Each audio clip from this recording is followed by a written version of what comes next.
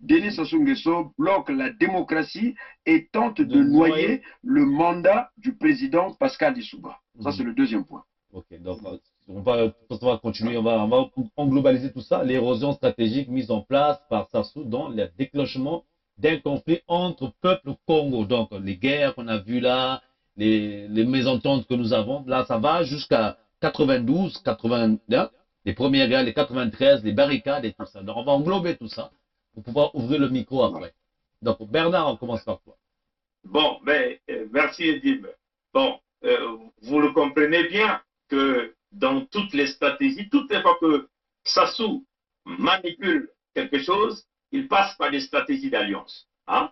L'alliance, nous avons vu l'alliance d'abord Sassou et Pascal Lissouba, donc PCT UPADES, lors de l'élection présidentielle, parce que pour Sassou, il ne voulait pas que Kolela soit là.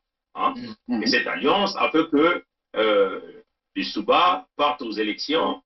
Et d'ailleurs, comme l'explique Mungunga Nkobongila, que c'est dans le calcul de Sassou, hein, parce que dans le calcul de Sassou, il vient donc chercher l'empathie du président Lissouba dans une forme d'alliance.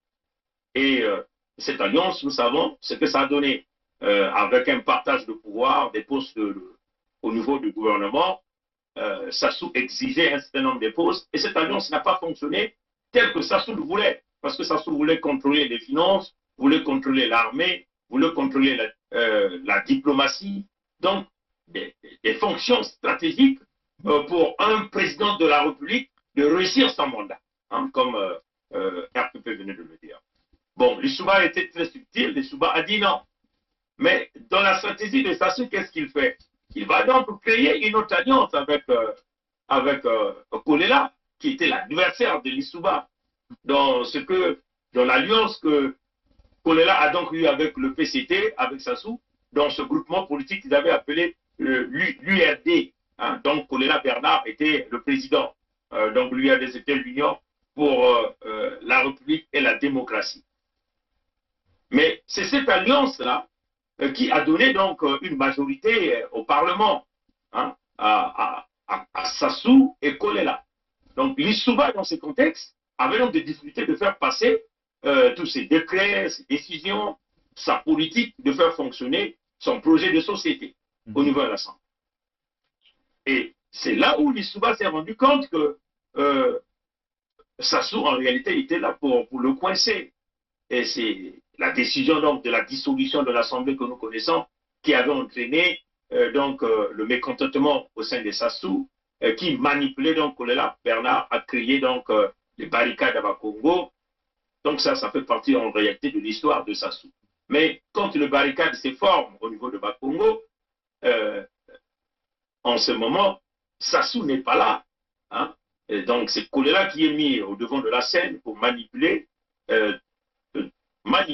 ces choses-là pour essayer de créer un clash entre Kolela et Lissouba. C'est là où nous avons vu l'avènement même des événements de 92-93 où les Mochis se sont occupés, éventuellement Sassou s'est occupé à armer les ninjas de Kolela Bernard, et nous connaissons donc ce qui s'est ensuivi après. Donc, tout simplement, je vais dire ceci.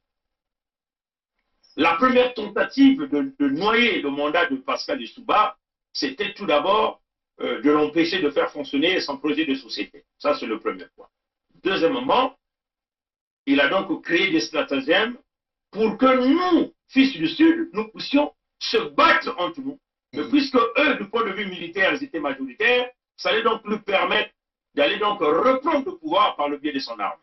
Tout en expliquant ici que Lissouba, je crois, avait gardé le général Mokoko comme étant le chef d'état-major général quand il était là.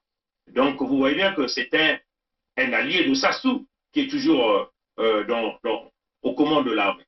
Lissouba avait gardé Damas Ngolo comme ministre de la Défense. Hein, je crois bien. Et donc, vous voyez que là, c'est le bras nordiste qui est là, aux commandes militaires. Donc, Sassou, dans la stratégie, en voulant, dans le conflit qu'il a créé, dans le contexte, il voulait que le conflit soit généralisé sur l'ensemble du territoire ou sur l'ensemble du Sud-Congo, avait déjà bâti des stratégies pour aller reprendre le pouvoir militairement.